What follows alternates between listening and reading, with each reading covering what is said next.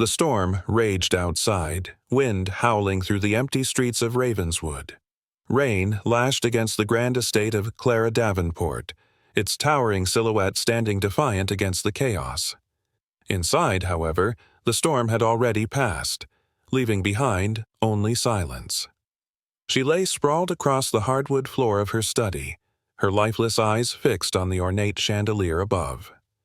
Blood had seeped into the Persian rug beneath her, the deep red stark against its ivory pattern. But it was the walls that truly told the story. A single phrase, smeared in her own blood, stretched across the plaster in uneven strokes. Blood repeats itself. Detective James Halstead stepped inside, his boots making a soft squelch on the polished wood. The air was thick, the scent of copper mingled with the stale perfume of old books. He had seen murder before, but this felt different. His gaze traveled across the room, past the antique shelves lined with ancient manuscripts, before landing on Clara's desk. Papers scattered, some torn, others soaked in her own blood. He exhaled slowly.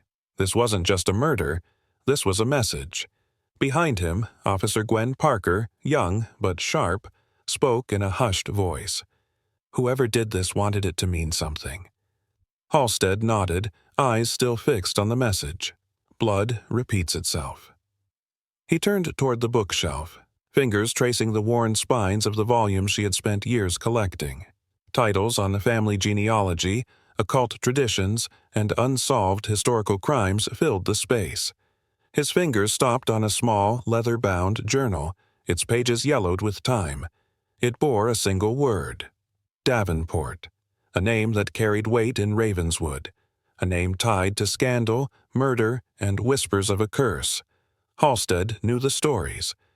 Every third generation, tragedy struck the Davenport bloodline. Infidelity, betrayal, and a violent death that mirrored the past. Superstition, some called it. A self-fulfilling prophecy, others believed. But now, Clara was dead, and her death felt eerily like the stories she had spent her life unraveling. Halstead closed the journal, his jaw tightening. "This isn't just about her research," he muttered. "This is personal." His gaze returned to the message scrawled on the wall. The words dripped slowly, like a wound refusing to close. Blood repeats itself, and, if history was to be believed, this was only the beginning. The Davenports were the kind of couple that people admired from a distance. Richard, the esteemed cardiologist, known for his precision in the operating room, and Clara, the historian with an insatiable hunger for the past. Together, they were the picture of success, the kind of couple that seemed untouchable. But beneath the polished surface, their marriage was nothing more than a well-maintained illusion. Richard's love for his wife had once been fierce, consuming, but over time, something had shifted. The late nights at the hospital had become more than just work. They were an escape. He had long stopped trying to understand Clara's world, dismissing her historical pursuits as nothing more than intellectual indulgences. Clara, on the other hand, had stopped waiting for him to see her. Loneliness had settled in her bones, growing heavier with every empty dinner table, every unanswered glance across their grand but hollow estate. She had devoted herself to something else entirely, the past. Her research had taken an obsessive turn. The Davenport curse, an old family legend, had become more than just an academic interest. It had started as a curiosity, something she toyed with between lectures and museum visits, but as she dug deeper, the coincidences became too precise, too chilling to ignore. And then there was Ethan Blackwood. What had begun as an academic collaboration had quickly turned into something else. He was young, driven, and understood the weight of history the way Richard never had. He listened when she spoke about her discoveries, leaned in when she traced her fingers over faded ink, whispered encouragement when she doubted herself. And then, one evening, as the glow of desk lamps flickered over scattered papers, his lips met hers. There had been no hesitation, no second thoughts. It was inevitable, like the past repeating itself. Their affair was not just lust or rebellion. It was a connection that felt forbidden yet fated, as though something unseen had drawn them together. But the more Clara unraveled the Davenport family's violent history, the more she felt an unease creeping in. Every third generation, the same story unfolded: an affair, betrayal, murder, and a warning written in blood. The records from 1901 were the most damning. Emmett Davenport had slaughtered his wife in their bedroom, his hands slick with her blood, his mind fractured with terror. His final words, spoken through trembling lips before the gallows tightened around his neck. "It wasn't me. It was history. It was waiting." Clara had read those words 100 times, but they lingered in her mind like a whisper in the dark. And then, one evening, as she stared at the latest documents sprawled across her desk, she knew she had to tell Richard. She had a secret of her own. But before she could confess, the cycle caught up with her first. The case had already begun to take root inside Detective James Halstead's mind, burrowing into the spaces reserved for things that refused to be ignored. Clara Davenport's death wasn't just another murder. There was something else at play, something older than love, older than betrayal, something that had been waiting in the dark. Every piece of evidence seemed to whisper the same thing. This had happened before, and it would happen again. Halstead leaned over the stack of case files, flipping through pages of Clara's notes, police reports, and forensic analysis. Among them, a separate pile had formed, letters that had been left for Clara in the weeks before her murder. Each one bore no return address, each one written in jagged, hurried strokes. "Stop digging. The past is buried for a reason. You're next." They weren't threats meant to scare. They were warnings meant to deter, but Clara had never been the kind of woman to walk away. "She didn't stop," Halstead muttered under his breath, "and now she's dead." A chill settled into his spine as his eyes landed on one particular letter, this one different from the rest. The words were careful, deliberate. "Blood demands balance. What was taken must be paid." The words itched at something he couldn't name. It wasn't just a threat. It was a reckoning. A knock at his office door pulled him from his thoughts. Officer Gwen Parker stepped inside, holding an evidence bag. "The lab confirmed it," she said, setting it down. "The dagger that killed Clara wasn't just old. It was missing." Halstead frowned. "Missing from where?" "The Ravenswood Historical Museum," Gwen replied. "It was catalogued as an artifact belonging to Emmett Davenport, the same dagger he supposedly used to kill his wife over a century ago." The weight of the revelation settled in the room like dust. The dagger had vanished decades ago, and now it had returned, carrying another woman's blood. The same crime, the same bloodline, the same weapon. The cycle repeating itself. Halstead exhaled, rubbing his temple. "This isn't just history," he muttered. "Someone's making sure it keeps happening." The interrogation room was quiet, save for the faint hum of the overhead light. Ethan Blackwood sat across from Halstead, his hands shackled to the table, his face drawn but unreadable. "You were sleeping with her," Halstead said plainly. "That makes you the easiest suspect in the world." Ethan leaned forward, his voice low, tense. "I didn't kill Clara." "Then start talking." Ethan exhaled, the first crack in his composure showing. "She was scared," he admitted, "more than I'd ever seen her before. She thought someone was following her. She said she heard whispers, things she couldn't explain. She said it wasn't paranoia, that it was something else, something watching."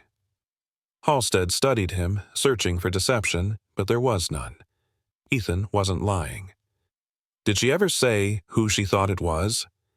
Ethan hesitated. "She thought it was me," he finally said. Clara's funeral was a gathering of grief and whispers. The town came, dressed in black, their murmurs thick with speculation. She knew too much. She was obsessed with that curse. Maybe she should have left it alone.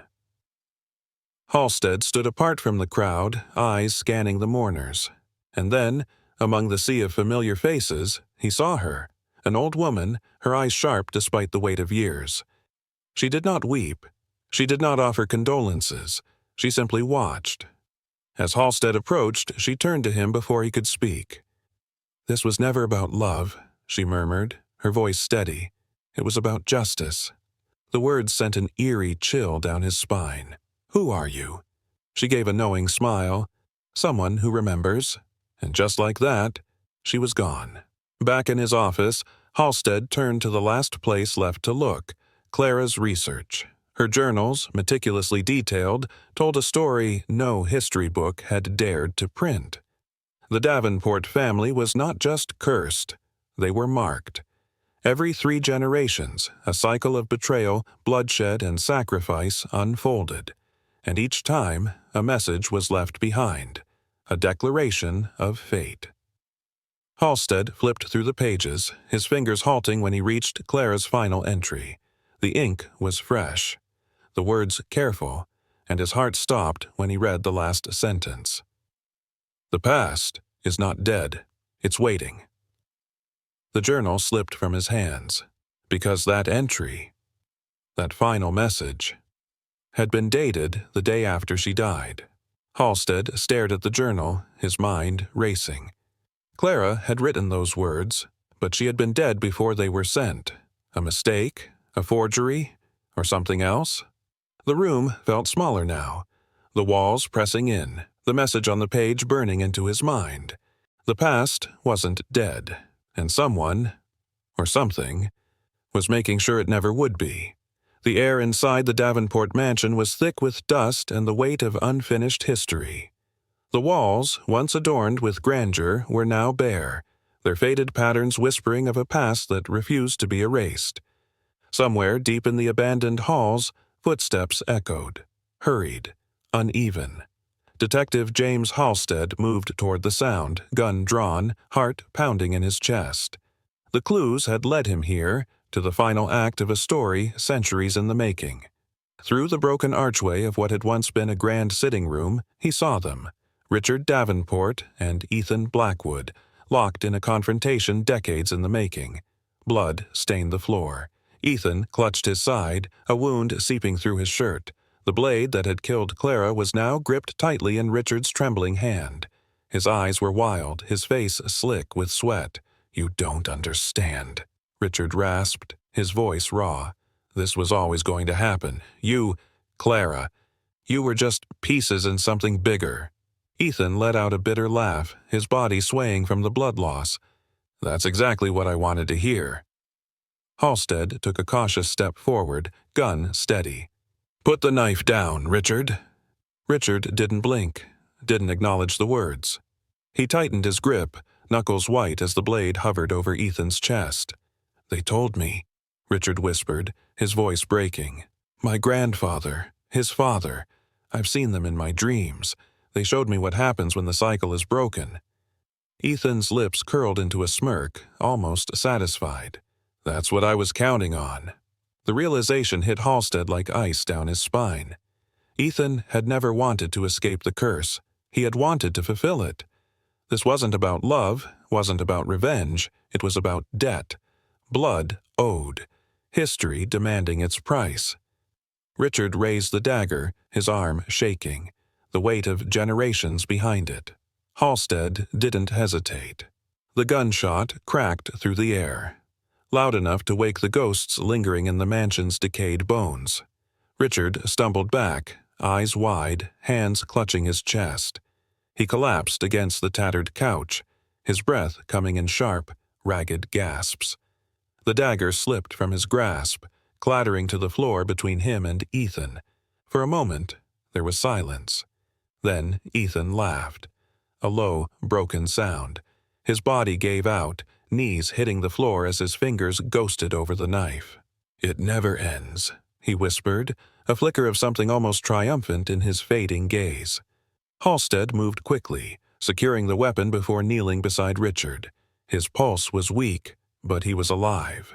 But Ethan had known this would happen. He had led them all here, like a playwright orchestrating the final act of a tragedy. And somewhere, deep within the mansion's rotting walls, the silence shifted. Something unseen stirred, and the curse, no matter how many had fallen, had not yet been broken.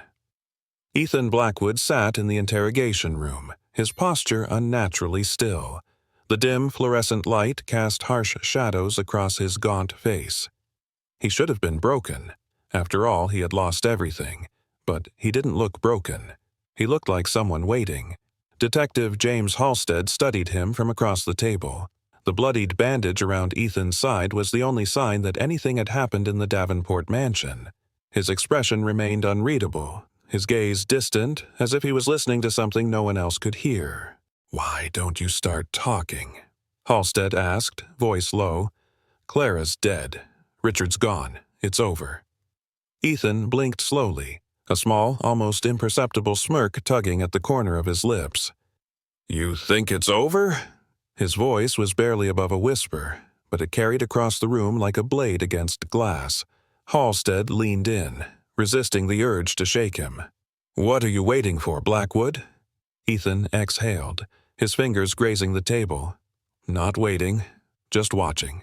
Halstead's jaw clenched. Ethan knew something. He could see it in the way the man's lips twitched, how his fingers tapped against the metal table like a man counting down seconds he had no control over. Watching for what? Ethan's hollow eyes lifted, meeting Halstead's for the first time since the questioning began. For it to start again. Richard Davenport was nowhere to be found. After the mansion, after the blood, after the truth, he simply ceased to exist. No public statements, no legal battles. His estate was quietly liquidated, his hospital privileges revoked. His once pristine name, synonymous with wealth and status, had become nothing more than an ugly reminder of a legacy tainted by blood. 1 week later, an anonymous one-way plane ticket was booked under an alias. Security cameras caught his figure at the airport, a man reduced to a shadow. He never came back. The people of Ravenswood whispered about it over coffee, their voices laced with morbid curiosity. Some said he went mad, others believed he had found some remote corner of the world to drink himself to death. But Halstead knew the truth. Richard wasn't running from the past. He was running before it caught up to him. Ravenswood was a place of selective memory. The story of Clara Davenport's murder burned hot for weeks, filling newspapers and television reports. But, like all tragedies, it began to fade. The town had seen too much to dwell on one more body. The Davenport mansion was deemed unsafe, the entrance boarded up. Some called it cursed, others simply an eyesore. Either way, no one tried to restore it. The name Ethan Blackwood was whispered but never spoken too loudly. Halstead saw it happen time and time again. Tragedy lost in the haze of time, the public moving on like nothing had happened. But he knew better, because it had happened before, and it would happen again. It had been a long night. Halstead rubbed the back of his neck as he unlocked his apartment door, dropping his keys onto the kitchen counter. He should have been used to this feeling, the weight of a case pressing into his ribs long after it was closed. Except this one wasn't closed. Not really. Something about it gnawed at him, refused to let go. A cold breeze slipped through the open window, carrying with it a whisper of unease. That's when he saw it. An unmarked envelope tucked beneath his door. His pulse quickened as he bent down, fingers brushing against the paper. No return address, no stamps. Someone had delivered it by hand. Sliding a knife through the seal, he pulled out a single sheet of aged paper. Halstead's stomach turned to ice as he read the words. It was an entry from Emmett Davenport's journal, a record over a century old. Blood repeats itself. His grip tightened, but his breath truly caught when he saw the second line. Scrawled in fresh ink, beneath the faded script, was a new message. "See you soon." The air around him felt thick, suffocating. Somewhere outside, a gust of wind rattled against the windows. The past was not dead, and now it was waiting for him. The column had gone live just after midnight. Within hours, it was everywhere. Journalist Maya Calloway had spent weeks piecing together the tangled history of the Davenport family, sifting through archived newspapers, courtroom transcripts, and whispers from Ravenswood's oldest residents. Now, her words were printed across national headlines.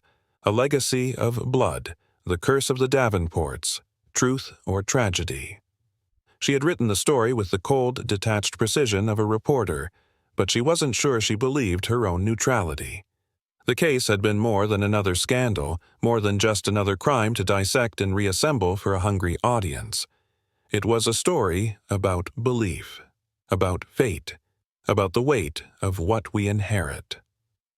Her final paragraph struck a chord with readers across the country. Was it a curse, or simply the weight of sins passed down through generations, waiting for someone to believe in them enough to bring them to life?